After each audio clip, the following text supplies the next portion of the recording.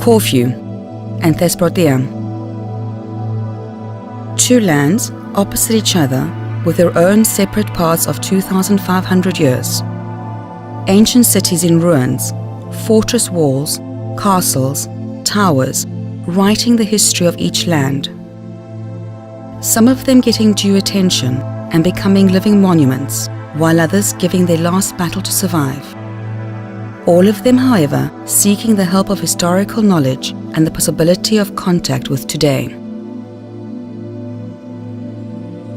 We are at the second half of the 4th century BC, a time that many fortified settlements of Thesprotia date back to.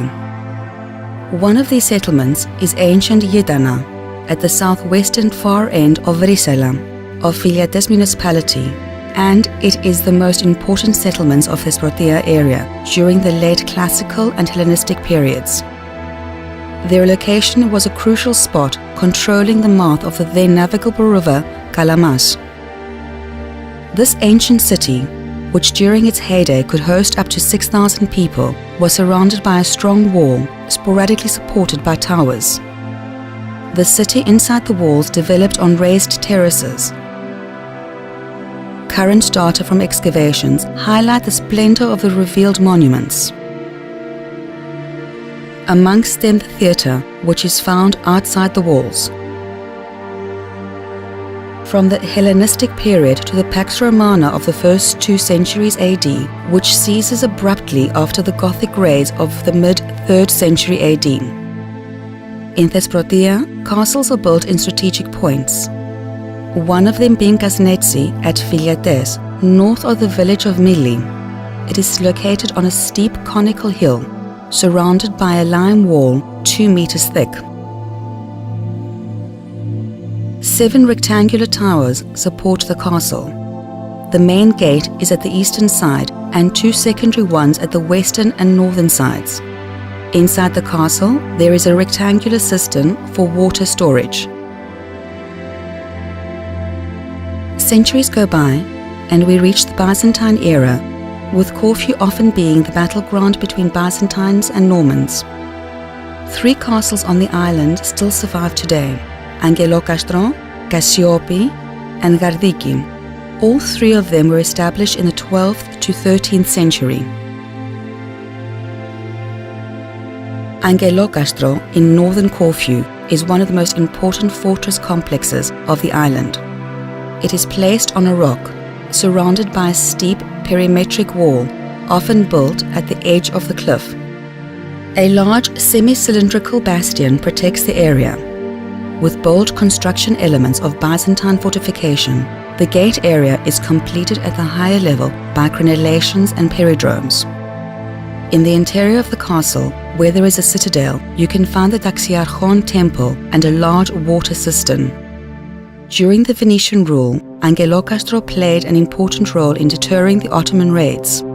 The significance of this fortress decreased after 1550, when the old and new fortresses of Corfu prospered.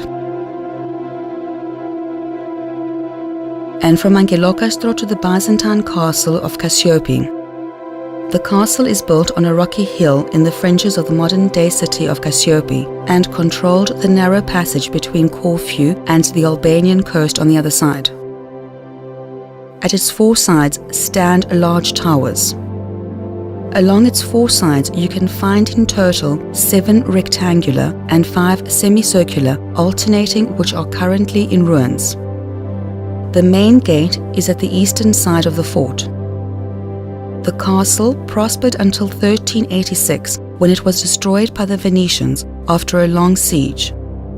It is depopulated after the Ottoman raids in mid-16th century.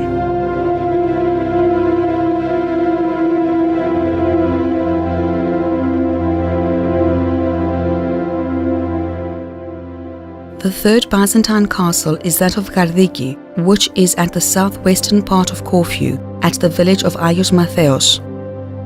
The castle is located on a hill and has a wall that forms an 8-sided fortification courtyard. At each of its sides there was a rectangular tower. These towers are now in ruins, except the one standing at the entrance, which has been reconstructed. At some points, at the higher parts of the tower, rectangular vertical openings still exist, embrasures from which the defenders shot their arrows. And we reach the 15th century, when the castle of Igoumenitsa was established in Thesprotia, which at the time is referred to as the Venetian base. At later times, the castle was a battlefield between Turks and Venetians. During the Venetian-Turkish Wars and towards the end of the 17th century, the Venetians blew up the castle. In 1798, after the dissolution of the Venetian Republic, the Pasha of Ioannina took over the ex-Venetian spot and carried out some repairs.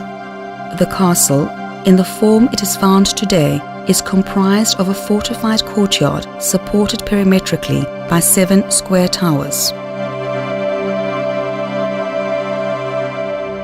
At the same time, during the 15th century, Corfu acquired great commercial and strategic significance for the Venetians. For this reason, they built strong fortifications, mainly as defense against the Ottoman claims that did not cease to exist until the 18th century. The old fort, or fortezza, placed on a double-ridged peninsula, went through 3 historical phases of fortifications.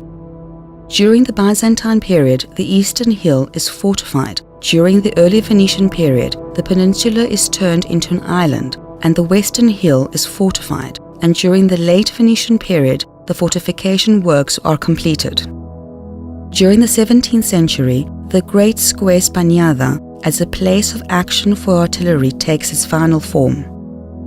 The citadel, that includes the area between the 2 peaks of the rock, took form with independent fortification and includes the land tower, the sea tower, a Venetian prison, and a large 2-story building of the British Guard. After the Turkish siege of Corfu in 1571, the Venetians extended the city's fortifying works even beyond the old fort.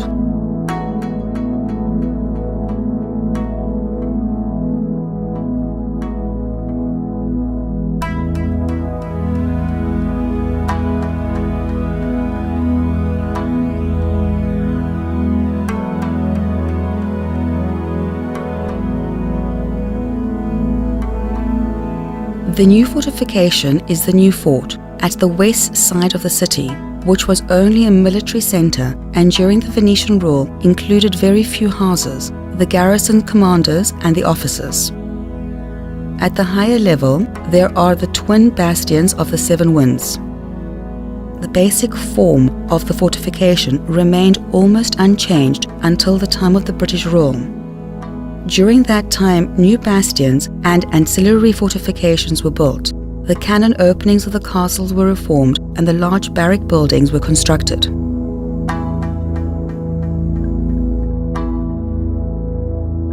And a stop at the era of Ali Pasha rule in Epirus. In the early 19th century, the Pasha of Ioannina constructs a series of fortifications, including the Eleftherochorio Castle at Paramithia Thesprotias. The location of this small castle was important since it had control of the wider area of Suli. Built on a steep hill, it had 2 exterior square towers on the right and left side of the northern gate, 2 rows of embrasures, arched shelters and rooms for the guards. Nowadays, the castle is in ruins.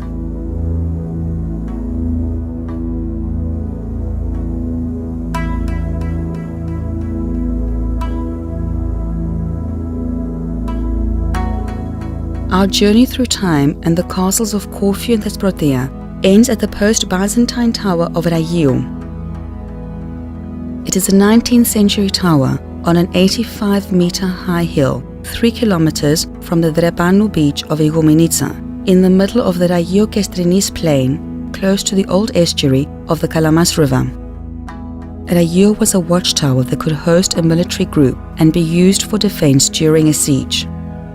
It is located in an archaeological place that was the oldest fortified place of the Liya settlement that dates back to the 5th century BC.